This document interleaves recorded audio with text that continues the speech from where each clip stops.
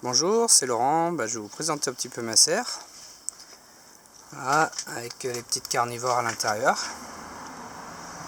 Une petite vue d'ensemble des plantes. Voilà, donc on va commencer la visite avec ce Drosera regia. Voilà. Juste à côté, on a ici un peltata. Voilà. Je sais pas si on voit très bien, on verra. Juste derrière, on a du Cephalotus follicularis. Voilà, qui est à côté un petit cultivar qui s'appelle Big Boy. Voilà, donc de nouvelles urnes à venir, là on le voit derrière. Essayer de grossir un petit peu. Voilà. Derrière on a un Helianthora, donc c'est un Heterodoxa X nutans, un très bel hybride. Il a passé l'hiver en serre froide, camouflé dans un aquarium, histoire d'être hors gel, et il a bien tenu. De jolies petites urnes cette année. Ici Drosera cunifolia, un très gros Drosera avec de très belles feuilles. On va se rapprocher un peu. Voilà. De très beaux pièges. Derrière on a une Pangicula X setos, une mexicaine. Très jolie. Ici, alors tout petit, c'est des miniatures. C'est Drosera paleacea cramboukforme. On va se rapprocher un petit peu. Voilà. Voilà. Juste derrière, on a du Dicrosepala. Voilà, un joli petit godet là. Une belle potée. Avec ici des Scorpioides. Voilà. Scorpioides qui doit être pas loin d'une de mes Drosera préférées. Très très joli. Ici on a une Pangicula. Alors celle-là c'est Crystallina subs-hirtiflora, qu'on retrouve à la frontière italienne, en France et en Italie bien sûr. Très très jolie. Elle est bien en fleurs en plus. Voilà. À côté donc on a Drosera spatulata. Alors ça c'est d'Arlovelae. Voilà, Bloody Red. Très joli. À côté c'est une spatulata, mon Arthur. Voilà, donc là on a du Capensis. Ici on a Venusta, très joli Drosera aussi. Voilà. Derrière c'est Aliciae. Voilà. Ici petite Nidiformis.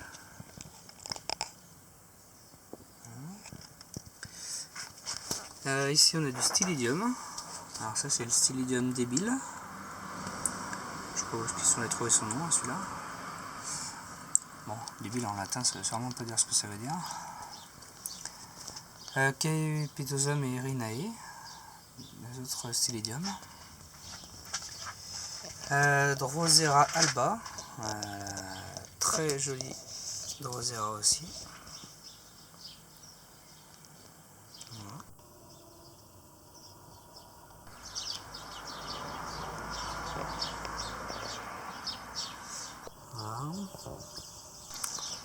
Ici, qui se réveille, c'est Drosera madagascariensis. Elle se réveille parce qu'en serre froide, le feuillage disparaît pendant l'hiver. Et dès qu'il a commencé à avoir les premières chaleurs, il renaît de ses cendres. On peut dire ça. Ici, alors on a un tout petit Biblis liniflora. J'ai fait le semis il y a 3 semaines environ. Et puis ben là, avec les chaleurs, ça y est, ça a germé. Ensuite, dans cet autre bac, on a des variétés un petit peu plus rustiques, que je protège pas l'hiver. Drosera intermedia anthocyanine free, alors là, dépourvu de pigmentation rouge. Juste derrière, c'est intermédiaire, le classique entre guillemets. Voilà. Super sympa. À côté, on a Anglica. Voilà, qu'on va bientôt fleurir.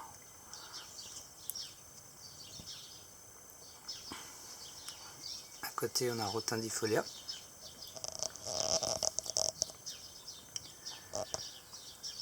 Alors, ça, il s'éclate. Ici, on a des petits hybrides. Donc, on a le Bellesiana ici. À côté, on a Ixobovata. Voilà. Très bel hybride, naturel. C'est un hybride entre Anglica et Rotundifolia. Alors, on va aller derrière. Ici, on a Drosera arcturi. Voilà. À côté, on a Drosera uniflora. Alors là, sa fleur est passée. Il n'y a plus qu'à attendre un petit peu les graines. Drosera stenopetala. Voilà, avec une petite capture là.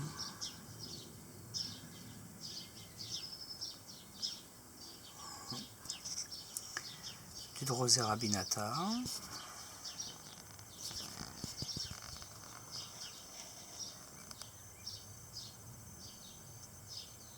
Non, la mise au point ne veut pas. Ici c'est un hybride, c'est le X hybrida. Très sympa aussi. Ça c'est du semis de Linaris, mais qui n'a pas pris. Ici c'est du Filiformis. Juste à côté on a Filiformis vartraci. Voilà. Qui reste ouvert. Dépourvu d'anthocyanine. Voilà, on a une petite. J'ai vu ça tout à l'heure. Hein. Si la mise au point veut bien se faire. Donc, ça fait comme si ça faisait un petit embranchement là. Alors, la mise au point va pas se faire, on va insister un peu.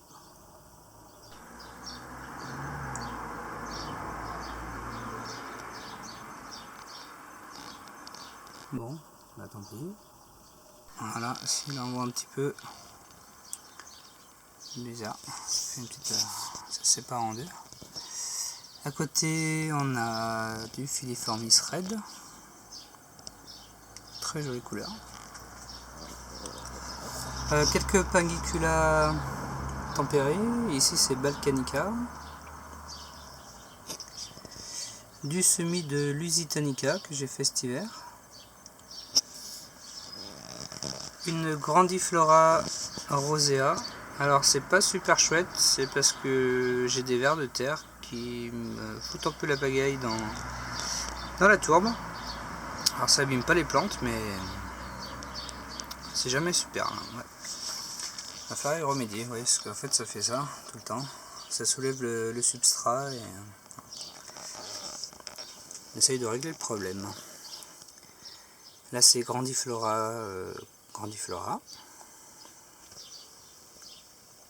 Et ici une Alpina Red.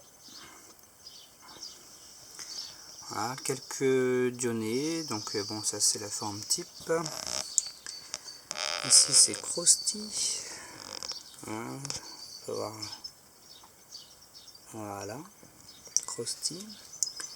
Z06, alors ce cultivar il est juste énorme. C'est des pièges assez costauds.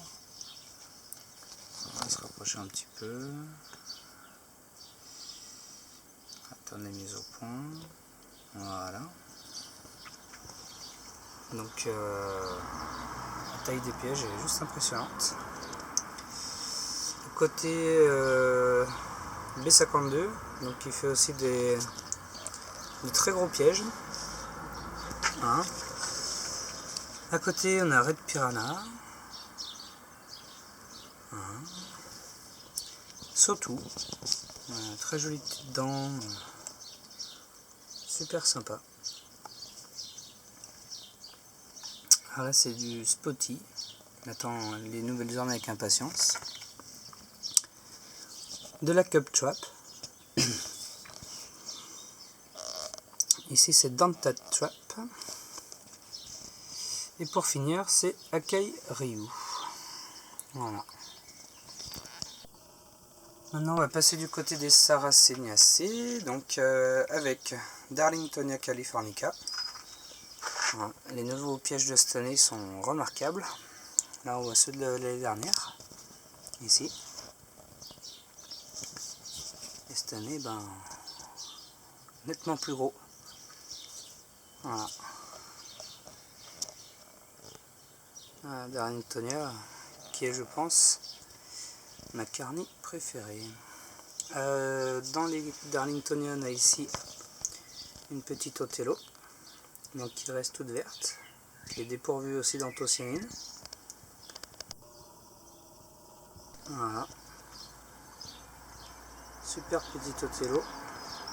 C'est F. viridiflora qui fait une fleur verte, contrairement aux autres qui sont rouges. Bon, avant qu'il fasse une fleur, on a le temps de voir celui-là. Voilà. À côté, on a une Darlingtonia Red. Voilà. Une localité dans l'Oregon. Alors c'est le Sunslow National Forest. On voit les pièges de l'année dernière là qui sont bien rouges. Et puis pareil, de jolis pièges cette année qui ont déjà bien commencé à rougir, hein, par rapport à la Darlingtonia ici qui n'a pas commencé à rougir. Elle a déjà bien profité. Voilà, à côté on a une Purpurea. Voilà. Ici c'est une Flava. Alors là c'est Flava Atropurpurea. Juste derrière, la plus grande de ma serre, c'est... alors celle-là c'est Rubricorpora. Voilà, avec des super pièges. Il y a toujours des gens qui se baladent dessus, là, comme on peut voir. Pour moi les Flavas, ce sont vraiment celles qui attirent le plus d'insectes. Il y en a toujours qui sont dessus agglutinés. Là c'est Flava Flava. Voilà. Et ici c'est une Sarracenia minor. Voilà. Un peu plus à gauche, ici on a une Alata. Ici une Alata Black Tube. Donc l'urne s'est formée il n'y a pas très longtemps, donc elle n'est pas encore super noire. Mais elle est déjà bien caractéristique avec les nervures. Ici c'est une Sarracenia psittacina. En fin de saison, le pot est recouvert d'urne, c'est vraiment super sympa. Voilà.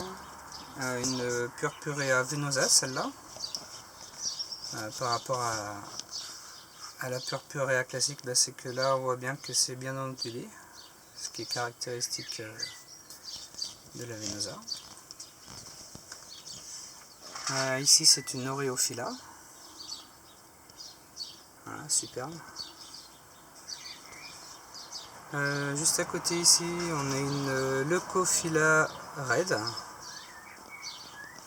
Voilà. Et derrière une SL10. Voilà. Superbe Sarracenia, j'adore. Très joli.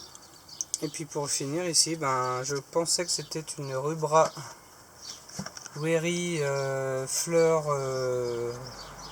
jaune, mais j'en suis pas sûr. Donc si quelqu'un a une idée, qu'il n'hésite pas à la mettre dans les commentaires. Voilà. Donc pour moi c'était ça, mais je suis pas sûr. Voilà. Voilà, puis pour finir, ici on a des boutures de Drosera. Essentiellement Anglica et Ixobovata pour replumer un petit peu ma serre. Alors pas ma serre du tout, la tourbière. Voilà. Parce que ces variétés j'en ai pas trop dans ma tourbière, donc j'avais fait des boutures exprès. On va essayer de grossir un petit peu. Celle-là elle est sympa parce que la bouture a prise. Voilà, on voit bien l'ancienne feuille et les nouvelles pousses qui émergent de la feuille. Voilà, et puis pour terminer cette petite vidéo, une germination de Drosophyllum lusitanicum. Donc voilà, on voit bien nickel. On voit bien la capsule de la plante, là, si on peut dire capsule, qui a germé, qui est partie faire ses racines. Et à côté, voilà, les premières feuilles qui seront les futurs pièges du Drosophyllum. Voilà. Bon, j'espère que cette vidéo vous a plu. J'en referai une en fin de saison pour voir un petit peu l'évolution de tout ce petit monde. Et puis prochainement, je ferai une petite vidéo de ma tourbière. Voilà, merci beaucoup.